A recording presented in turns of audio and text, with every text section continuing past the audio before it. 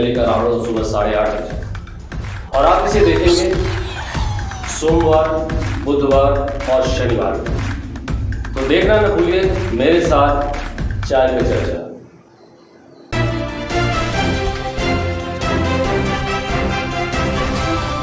नमस्कार, empty news में आपका स्वागत है। मैं हूं आपके साथ अनिल विश्वकर्मा। आप देख रहे हैं संभाग का नंबर 1 चैनल और नंबर 1 प्रोग्राम, ये है चाय पे चर्चा। हर बार हम आपके सामने एक नई शख्सियत को लाते हैं जिससे आप उनके जीवन के कुछ अनछुए पहलुओं से रूबरू हो सके और जान सके कि वो इस व्यक्ति इस मुकाम तक पहुंचा कैसे। और इसी कारण से आज हमारे बीच हैं शहडोल संभाग के कमिश्नर राजीव शर्मा जी। राजीव शर्मा जी, आपका बहुत बहुत स्वागत है हमारे चैनल में। धन्यवाद। पहली बात तो ये जो दर्शक हमें और आपको यहाँ पर देख पा रहे हैं, इसका सबसे बड़ा जो मेन कारण है कि हम ये एक प्रोग्राम बनाते हैं जिससे कि नई नई प्रतिभाओं को हम ला सकें और लोगों को ये बता सकें कि आपने यहाँ तक अपना मुकाम हासिल कैसे किया।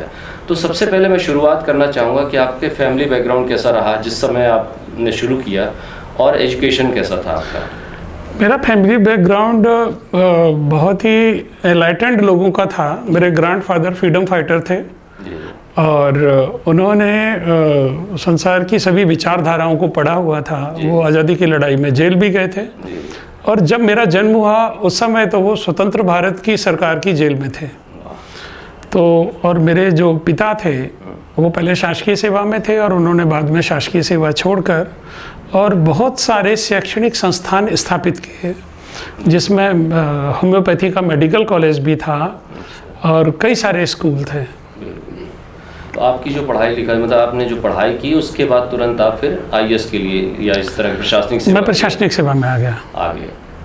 चलिए, प्रशासनिक सेवा में आप जब आए तो मेरे पास जो डाटा उसमें कि 1988 बैच में आपने टॉप किया था और करीब 33 साल अभी आपके सेवा के हो गए हैं। तो उसके बाद उसकी जो शुरुआत की थी आपने डिप्टी कलेक्टर दमोह के रूप में की थी। तो वहाँ का ऐसा, पहले तो ये बताइए कि जब आप पहली बार सेलेक्ट हुआ, जब आपका हुआ चयन, तो आपको कैसा लगा? फिर आप जब डिप्टी कलेक्टर के पद पर गए तब आपको कैसा लगा? देखिए, मैं घरगुस्सू लड़का नहीं था। एक विद्यार्थी के तौर पर मैं छात्र नेता था और मैं अपने शहर के विकास के मुद्दों में शामिल रहता था और मैंने विद्यार्थी रहते हुए पत्रकारिता भी की है। ठीक है, तो मुझे बनना तो पत्रकार ही था, पर ये किस्मत का खेल है कि ईश्वर ने मुझे यहाँ भेज दिया। तो जब मेरा सिलेक्शन हुआ तो मुझे ये लगा कि प्रशासनिक सेवा की जो परीक्षाएं हैं ये कितनी आसान हैं, कि अगर मेरे जैसा लड़का कि जो समाज की हर गतिविधि में सक्रिय रहता है, मैं डिबेट भी बोलता था, भाषण स्पर्धा में भी जाता था, एनएसएस में भी था, एनसीसी में भी था, तो अगर हर क्षेत्र में सक्रियता बना के रखते हुए भी अगर आप थोड़े समय के लिए फोकस कर लें तो आप आसानी से सिलेक्ट हो सकते हैं। तो मुझे तो यही लगा कि ये बहुत बहुत आसान थी, बहुत सरल थी। और जब दमोह में आपने ज्वाइन किया तो वहाँ पर कैसा लगा, क्योंकि पहली ज्वाइनिंग थी आपकी? दमोह मुझे बहुत अच्छा लगा। असल में मध्य प्रदेश का पूरा मध्य प्रदेश लगभग एक जैसा ही है, थोड़ा सा भाषा का अंतर है। जब मैं दमोह गया तो मुझे लगा कि मैं तो अपने गृहनगर में ही हूँ, क्योंकि वैसे ही कचरे के ढेर वहाँ थे दमोह में और उसी तरह सुअर घूमते थे गलियों में, उसी तरह गंदगी, एक समान समस्याएं हैं जो मध्य प्रदेश के नागरिक हर शहर में, हर जिले में, हर गांव में भोग रहे थे। तो मुझे दमोह जाकर थोड़ा ज़्यादा अच्छा इसलिए लगा कि दमोह के आसपास खूब सारा जंगल था और मुझे जंगल बहुत पसंद है। नेचुरल प्लेसेस बहुत पसंद है। बड़वानी में आप एडिशनल कलेक्टर के तौर पर पदस्थ हुए, तो ये जो जैसे कि पहले आप डिप्टी कलेक्टर थे, फिर एडिशनल कलेक्टर बने, ये पदोन्नति कहना चाहिए। तो ये जो चीज़ें आपको मिलती गई उसके बारे में बताइए कि एडिशनल कलेक्टर जब बने तो कैसा लगा और वहाँ पर कैसा माहौल था? देखिए, असल में क्या है कि पदोन्नति के बारे में मैंने उस समय बहुत ज़्यादा सोचा नहीं। मैं तो सिर्फ अपने काम के बारे में सोचता हूँ और कि आज मेरे हाथ में जो काम है इस काम को मैं अच्छे से अच्छे ढंग से करूँ। और गीता में मेरा विश्वास है, तो मैं फलों के चक्कर में नहीं पड़ता कि ये जो कर रहा हूँ इसका फल क्या होगा। मुझे लगता है कि अगर हम अच्छे से करते जाएं, निडर होके लोगों की भलाई के लिए अगर काम करते हैं तो हमें अपनी चिंता नहीं करनी पड़ती, क्योंकि हमारी चिंता लोगों की शुभकामनाएं कर रही होती है। धीरे धीरे बढ़ते हुए आप फिर सीईओ जिला पंचायत बने और करीब 4 जिलों में उमरिया, मंडला और बालाघाट, नरसिंहपुर में आप सीईओ जिला पंचायत रहे। तो एक तो ये है कि सीईओ जिला पंचायत का क्षेत्र ऐसा है जिसमें काफ़ी जगह पर काम करने का अवसर मिलता है। तो ऐसे समय में जब आप सीईओ जिला पंचायत बने और 4 जगहों पर अलग अलग गए, वहाँ का कैसा अनुभव रहा था? मुझे बहुत मज़ा आया सीईओ जिला पंचायत में। क्या था कि सीईओ जिला पंचायत बनने के पहले तक मैं गरीबों के ऊपर कविता लिखता था। जितने साल में सीईओ जिला पंचायत रहा, मैंने गरीबों के ऊपर कोई कविता नहीं लिखी, क्योंकि मुझे लगा कि ईश्वर ने मेरे हाथ में एक अद्भुत अवसर दिया है लोगों की गरीबी दूर करने का। तो सीईओ जिला पंचायत रहते हुए अगर मैं कविता लिखूंगा तो मैं उस अवसर को गंवा दूंगा। तो मैंने कोशिश ये की कि गरीबी दूर हो, और मुझे बहुत खुशी है कि जिन जिन जिलों में मैं सीईओ जिला पंचायत रहा, जैसे मंडला, तो मंडला में मैंने देखा कि लोगों को अपने गांव तक जाना भी बहुत तपस्या की बात थी, बहुत कठिन था। नदी है, नाले हैं, पहाड़ हैं।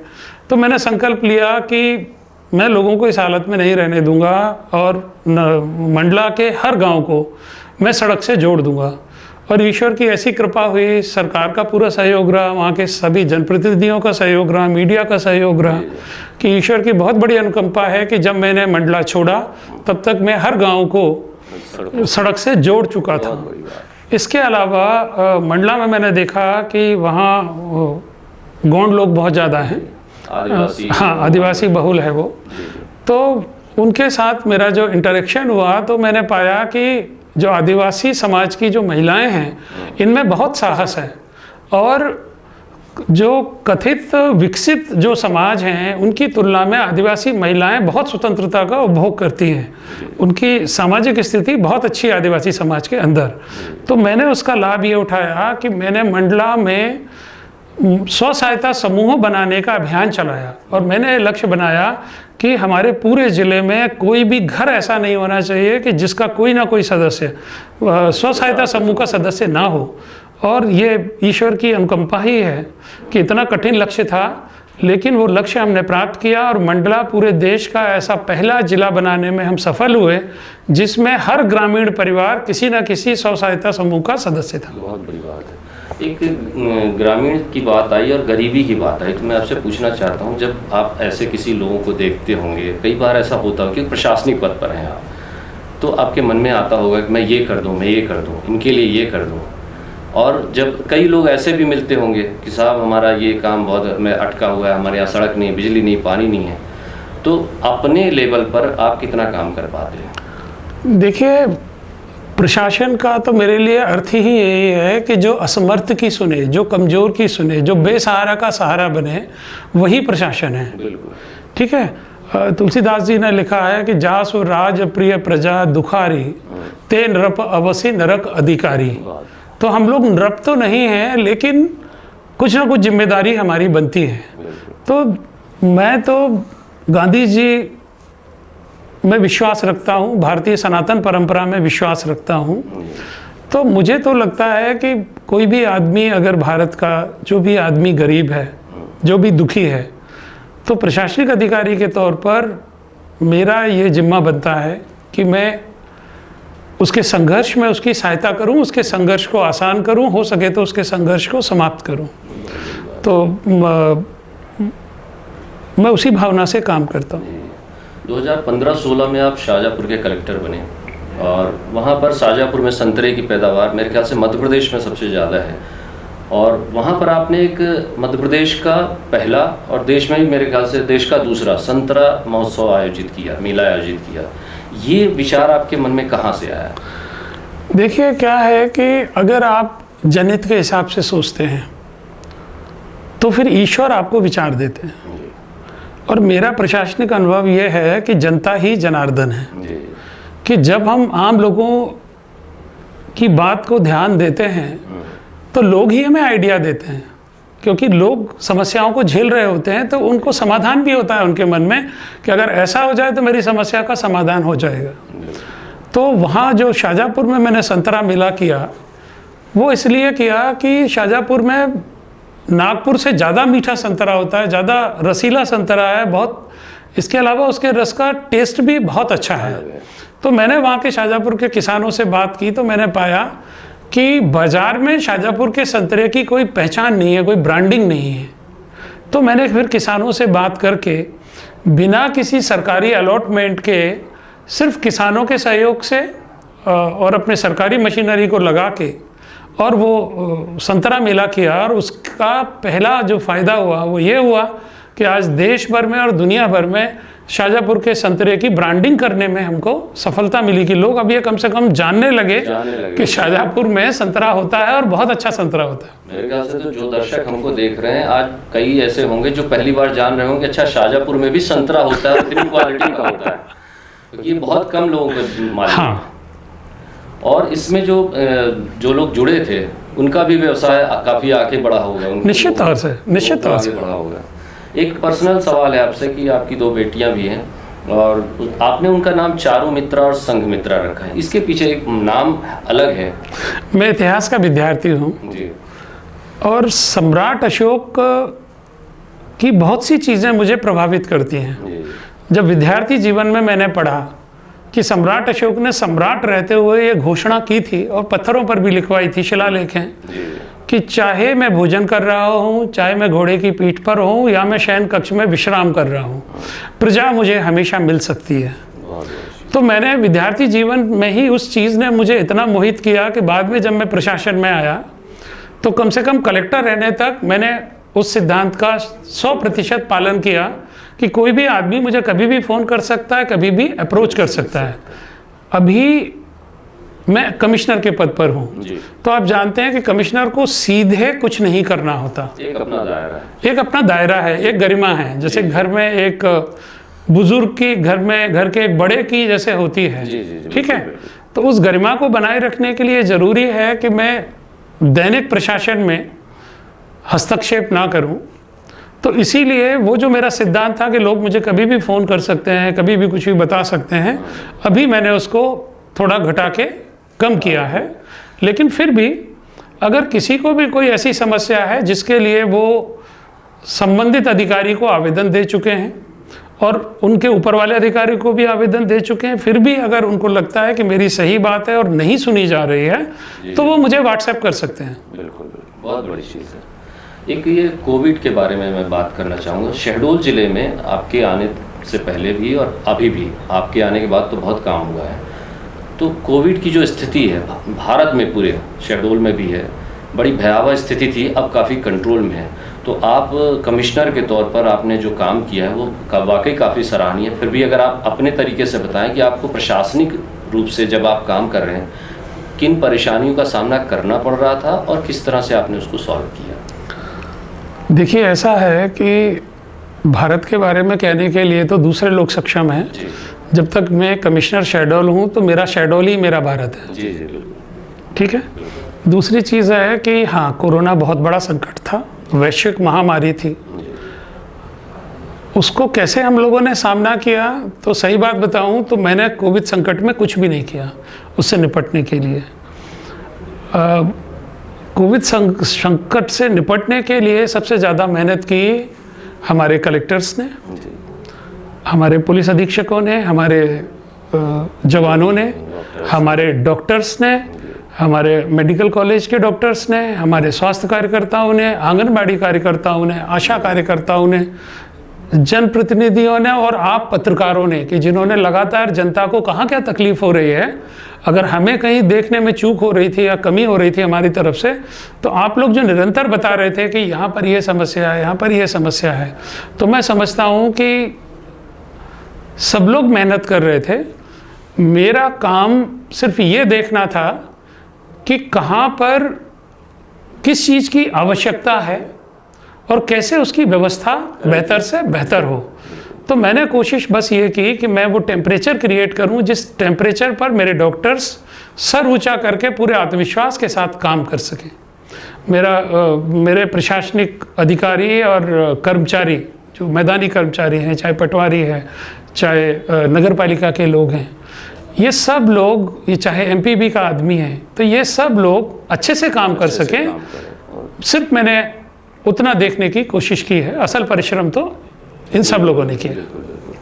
आपका प्रशासनिक काल अभी लगभग 33 वर्ष होने जा रहा है, तो ऐसे बहुत सारे लोग आपसे मिले होंगे, कई लोग पलों ने आपको भावुक किया होगा, कुछ एकदम झंझोड़ दिया होगा, कोई ऐसा कोई संस्मरण अगर आपके पास अगर हो तो हमारे दर्शकों से बताएं। मैं बताऊं कि जब मैं ऐसे तो ढेर सारे संस्मरण हैं। मैं भाग्यशाली हूं कि माँ नर्मदा की कृपा से मैं लोगों को बहुत प्रेम करता हूं और बदले में लोग भी मुझे उतना ही प्रेम करते हैं। 33 साल की जो मेरी प्रशासनिक यात्रा है, ये सिर्फ एक मशीनी यात्रा नहीं है। जिन जिलों में मैं रहा हूँ उन जिलों में आज भी लोगों से मेरे उतने ही संबंध हैं। मतलब मैं नरसिंहपुर में आज से 10-12 साल पहले पदस्थ था, लेकिन नरसिंहपुर के किसान ये चिंता करते हैं कि गुड़ का सीजन आ गया है तो साहब को गुड़ की ज़रूरत होगी, तो मैं दुनिया के किसी भी हिस्से में रहूं वो मुझे बिना नागा गुड़ भेजते हैं। बरमान के, ठीक है। तो ये लोगों का स्नेह है कि शाहजहाँपुर के किसान आज 7 साल हो गया मुझे वहाँ से हटे हुए, लेकिन वो मुझे अगर उनके खेत में अच्छा आम आता है तो वो मुझे ढूंढ के फ़ोन करके और अनुरोध करके भेजते हैं। तो मैं ईश्वर की कृपा समझता हूँ कि लोग मुझे इतना प्रेम करते हैं, मैं कृतज्ञ हूँ उनका। जहाँ तक किसी एक घटना की बात है तो मैं एक घटना बताता हूँ कि मैं कलेक्टर के तौर पर मैं अपने न्यायालय में बैठकर केसेस की सुनवाई कर रहा था कि कुछ लोग आए और उन्होंने मुझे लाके और फूल माला और नारियल और शॉल ये कोर्ट में लेकर आ गए। तो मैंने उनको कहा कि भाई ये तो कोर्ट का काम चल रहा है, आप कोर्ट के काम में ये सब नहीं कर सकते और आप क्यों लेकर आए हैं? अधिकारियों को माला वाला नहीं पहनाना चाहिए, इससे उनका दिमाग खराब होता है। ठीक है, और माला तो जिसको भी पहना उसका दिमाग खराब होता ही होता है, इसलिए किसी को भी नहीं भगवान के सिवा किसी को नहीं पहनाना चाहिए। तो वो लोग ने मुझे बताया कि सर हमारे गांव में पिछले 30 साल से नल जल योजना थी, लेकिन हमारे हरिजन मोहल्ले में आज तक कभी एक बूंद पानी नहीं आया।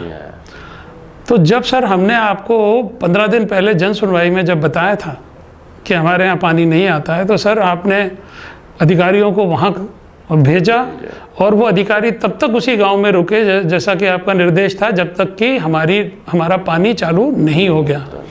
तो सर 30 साल से जो पानी हमें नहीं मिल रहा था वो पानी हमें मिला, तो इसलिए हम ये माला लेकर आए। तो मेरी आंख में सोच के आंसू आ गए कि भारत की प्रजा कितनी उदार और कितनी स्नेहिल है।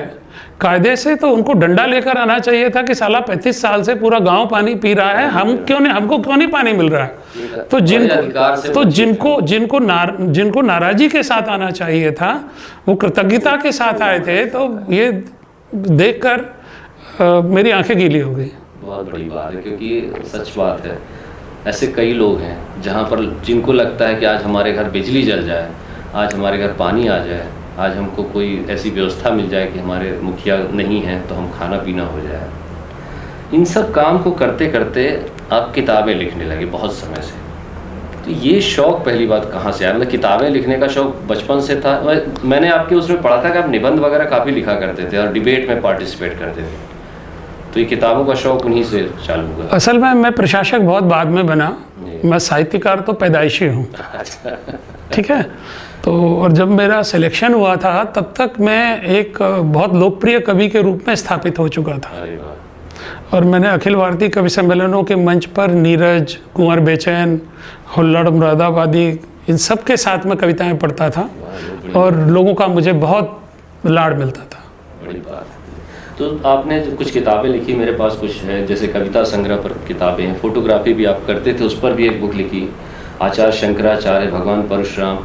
तो एक तो ये है कि कविता संग्रह, फोटोग्राफी, एक तो अलग मैटर है, पर ये आध्यात्म ज़्यादा आपके करीब है। और आपकी जो ये आचार्य शंकराचार्य की बुक है, इस पर जो बुक आपने लिखी, ये अमेजन में भी अगर आप लेने जाइए तो कुछ वेटिंग चल रही है और मेरे ख्याल से भारत में हिंदी के उस पर सबसे ज़्यादा बिकने वाली बुक है। तो आपका क्या कहना है उस पर? मेरा कुछ नहीं कहना है। भगवान आदिशंकर की कहानी इसलिए बिक रही है क्योंकि भगवान आदिशंकर का आशीर्वाद है और उनकी कहानी है ही इतनी रोचक कि कायदे से हर युवा को पढ़नी चाहिए कि कैसे एक बच्चा 8-10 साल की उम्र में अपना घर छोड़कर और एक रोमांचक यात्रा पर निकल पड़ता है और उसकी वो यात्रा एक बटे हुए देश का, एक धर्म और जाति के आधार पर आपस में लड़ते हुए देश का भाग्य बदल देती है और ऐसे 4 मठ 4 दिशाओं में स्थापित कर देती है कि जो भारत को बड़े से बड़े संकट से पार करके और आज तक एक रखे हुए हैं। तो इसमें मेरा कुछ नहीं है, मैंने तो उनकी कहानी प्रशासनिक काम को करते करते आध्यात्म पर आपका फोकस कुछ ज़्यादा नहीं है, मतलब आस्तिकता पर कहा जाए? देखिए ऐसा है, बहुत भरोसा है आप पर। देखिए क्या होता है कि आप धीरे धीरे ग्रो करते हैं। तो मैं बचपन में जन्म से बहुत ज़्यादा आस्तिक था, और बाबा रामदेव के आने के बहुत पहले की बात है कि मैं घंटों समाधि में रहा करता था बचपन में, ठीक है। और मैं प्राणायाम करता था, योग करता था, और समाधि लगाकर और ईश्वर की आराधना करता था। तो मैं बहुत ईश्वर भक्त था बचपन में। लेकिन उसके बाद फिर ये घटना हुई कि पहले मेरे ग्रैंडफादर एक्सपायर हुए, उसके बाद मेरे पिताजी एक्सपायर हुए। तो मेरे दिमाग में इतना क्रोध आया कि मैं ईश्वर की जितनी पूजा करता था, मैं एकदम आस्तिक से परम नास्तिक हो गया कि मेरे सामने कोई भगवान का नाम भी नहीं ले सकता था। मैं भगवान के इतने खिलाफ हो गया, क्योंकि मुझे लगता था कि किसी भी सिद्धांत के हिसाब से एक बालक के तौर पर मैंने ऐसा कुछ नहीं किया था कि मैं अपने पिता को खोता। और पिता का खोना भारतीय समाज में कितना कष्ट की चीज़ है, ये जिन्होंने भोगा है वो जानते हैं। उसके बाद से करीब 25 साल का होने तक ईश्वर से मेरा बहुत झगड़ा रहा। फिर 25 साल के बाद एक दूसरी यात्रा शुरू हुई। फिर मैंने धीरे धीरे ईश्वर की तरफ लौटना शुरू किया, अध्यात्म की तरफ लौटना शुरू किया। और अब शायद मैं सोचता हूँ कि जो भारतीय जो हमारा भारतीय वांग्मय है, जो वेद हैं, पुराण हैं, स्मृतियाँ हैं, अरण्यक हैं, इन सबको ज़रूर पढ़ना चाहिए, इनको समझना चाहिए, क्योंकि इनको समझकर आप ज़्यादा बेहतर मनुष्य हो सकते हैं। एक ये बात है कि जो आप तो बुक इतनी तो लिख चुके हैं, अभी और कुछ लिख रहे हैं, हाँ उसके बारे में बहुत अच्छा प्रश्न है ये। मैं अभी एक ऐसे सम्राट की कहानी लिख रहा हूँ कि जो भारत के प्राचीन इतिहास में और आधुनिक इतिहास में भी उनके जैसा कोई सम्राट नहीं हुआ। मैं है कलचुरी समाज के आराध्य देव भगवान सहस्त्रबाहु की कहानी लिख रहा हूँ, सम्राटों का सम्राट सहस्त्रबाहु। तो वो अभी तो कलचुरी समाज के ही लोगों को नहीं मालूम होगा कि इसका तो एक मेरे ख्याल से पूरा वो भी बना हुआ, कुछ समाज भी बना हुआ है। हाँ, तो अभी तो कलचुरी जैसे ब्राह्मण समाज को भगवान परशुराम के बारे में कुछ नहीं पता। बिल्कुल बिल्कुल, आपकी बुक बहुत मुट्ठी भर लोग हैं कि जिनको बहुत एक लाइन पता है, 3 बार बस ठीक है उनका तो हाँ। तो जैसे ब्राह्मण समाज के लोगों को भगवान परशुराम के बारे में बहुत कम पता है, ऐसे है कलचुरी समाज के लोगों को भी भगवान सहस्त्रबाहु के बारे में बहुत कम पता है कि एक ऐसा सम्राट कि जिसने इस तरह के काम किए कि अपने जीवन काल में ही लोगों ने उनको ईश्वर मान लिया और आज तक मानते हैं। तो उनकी कहानी कहना मुझे लगा कि वो ज़रूरी है। और उसमें एक और एंगल है, आप अगर मेरी किताबों पर ध्यान दें तो मैंने जितनी भी किताबें लिखी हैं उनके ऊपर लिख रहा हूँ मैं जिनका मध्य प्रदेश से कोई संबंध है। हाँ, बिल्कुल बिल्कुल ठीक है। भगवान आदि शंकर ने शिक्षा मिली थी उनको, उनके गुरु यहाँ मध्य प्रदेश में मिले थे, इसलिए मैंने उनसे शुरू किया। ठीक है। भगवान परशुराम का तो जन्म ही कहते हैं कि जानापाव में हुआ था, महू में। ठीक है। और नर्मदा किनारे उनके आश्रम भी हैं, चंबल किनारे भी उनके आश्रम हैं, जमदग्नि आश्रम। ठीक। तो मुझे लगता है एक मध्य प्रदेशी के तौर पर कि मध्य प्रदेश में जो मध्य प्रदेश का आदमी चाहे छोटे पद पे हो चाहे बड़े से बड़े पद पर हो, वो उपेक्षा का शिकार है, वो इतिहासकारों की उपेक्षा का शिकार है, वो मीडिया की उपेक्षा का शिकार है। मतलब मध्य प्रदेश में पैदा होकर जैसे उसने कोई गुनाह कर दिया। ठीक है। तो मैं इन अपनी कलम के माध्यम से हमारे महानतम लोगों के साथ जो ऐतिहासिक अन्याय हुआ है उसको दूर करने की कोशिश कर रहा हूँ। आजकल की जो युवा पीढ़ी है वो आपने जैसा बताया तो हमारे संस्कृति या सांस्कृतिक कार्यों को कम पढ़ती है, विदेशों के लोगों को या उनके छोटे छोटे थॉट आ जाएंगे उनको ज़्यादा पढ़ती है, जबकि हमारे यहाँ इतना रिच है सब कुछ। तो युवाओं को कम से कम अपनी संस्कृति को पहले पढ़ लेना चाहिए मेरे ख्याल से। इसीलिए मैं हमारी संस्कृति के जो महानायक हैं, जो असली महानायक हैं, फिल्मी महानायक नहीं, जो वास्तविक महानायक हैं, उनकी कहानी को मैं इसलिए कह रहा हूँ एक आधुनिक भाषा में, एक आधुनिक तरीके से, कि जिससे आज की पीढ़ी ये जान सके कि ये मध्य प्रदेश कोई साधारण स्थान नहीं है, और ये नर्मदा सिर्फ नदी का नाम नहीं है, नर्मदा साक्षात देवी है। देवी है। बहुत सारे युवा आपको इस समय टेलीविज़न पर देख रहे हैं, तो जो प्रशासनिक सेवा में आना चाहते हैं उनका भी सपना है कि हम आप ही की तरह प्रशासनिक सेवा में आएँ। तो पहला तो ये है कि इसके लिए किस तरह की तैयारी की जाए, भावना कैसी हो, और दूसरा ये है कि जब हम पढ़ाई करते हैं तो क्या हमारे अंदर वो चीज़ सपने की तरह, जैसे कई लोग बोलते हैं नहीं हमको सिर्फ उसी का सपना देखना है, उसी को जीना है, लेकिन आप तो कई सारे काम करते हुए हैं, ये सपना आपका तो कुछ समय पहले शुरू हुआ होगा, तो ऐसा क्या उनको संदेश देना चाहेंगे? देखो, युवा पीढ़ी को मैं सिर्फ यही कहना चाहूँगा कि पहले अपने आप से पूछो कि क्या तुम प्रशासनिक अधिकारी बनना चाहते हो जी। अगर बनना चाहते हो तो क्यों बनना चाहते हो? अगर आप प्रशासनिक अधिकारी इसलिए बनना चाहते हो कि आपको लगता है कि आप समाज की बहुत अच्छी सेवा कर सकते हो, तो मैं कहूँगा आपका स्वागत है। अगर आप कहते हो मैं प्रशासनिक अधिकारी इसलिए बनना चाहता हूँ कि मैं अपने देश की निरक्षरता, गरीबी, बेरोजगारी, करप्शन, गड़बड़ियाँ, इन सब को दूर करना चाहता हूँ, तो मैं मुस्कुरा कर कहूँगा कि यू आर मोस्ट वेलकम। अब सवाल यह है कि करें कैसे? तो करने का एक ही तरीका है कि पूरी दुनिया को भूल जाओ और जो भूमिका आपने अपने लिए चुनी है उस भूमिका में ऐसे घुल जाओ जैसे दूध में शक्कर घुल जाती है। मैं छात्र नेता था, मंचीय कवि था, पत्रकार था और सामाजिक कार्यकर्ता था, लेकिन जब मैंने तय किया कि नहीं मुझे ये प्रशासनिक सेवा में जाना है, तो मैंने अपने आप को भुला दिया, इन सारे कामों को थोड़े समय के लिए बंद कर दिया और पूरी तरह से साल भर के लिए मैं इस भूमिका में पूरी तरह से उतर गया। देखिए, ज़िंदगी एक अभिनय है और ये प्रशासनिक परीक्षाएं भी एक अभिनय है।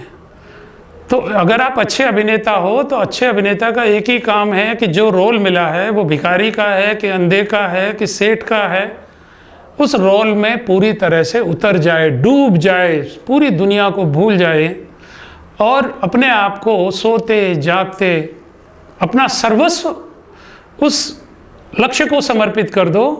और ये मेरा आपसे वादा है कि अगर आप युक्तिपूर्वक, बुद्धिमत्तापूर्वक अपना सर्वस्व अपने लक्ष्य को समर्पित कर देंगे, तो मैं इस बात की आपको गारंटी देता हूं कि आप सफल होंगे, आप 100% सफल होंगे।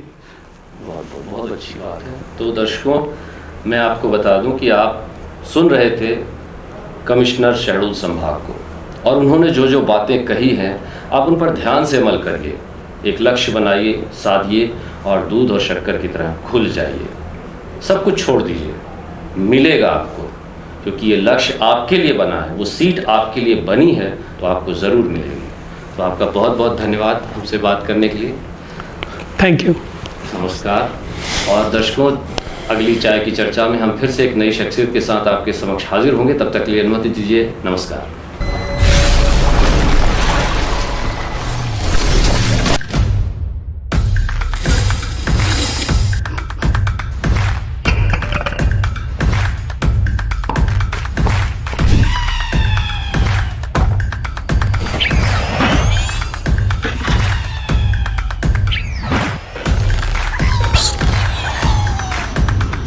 आज मेरे साथ जुड़िए एक खास कार्यक्रम में, जिसे मैं लेकर आ रहा हूँ सुबह 8:30 बजे, और आप इसे देखेंगे सोमवार, बुधवार और शनिवार को। तो देखना न भूलिए मेरे साथ चाय पे चर्चा।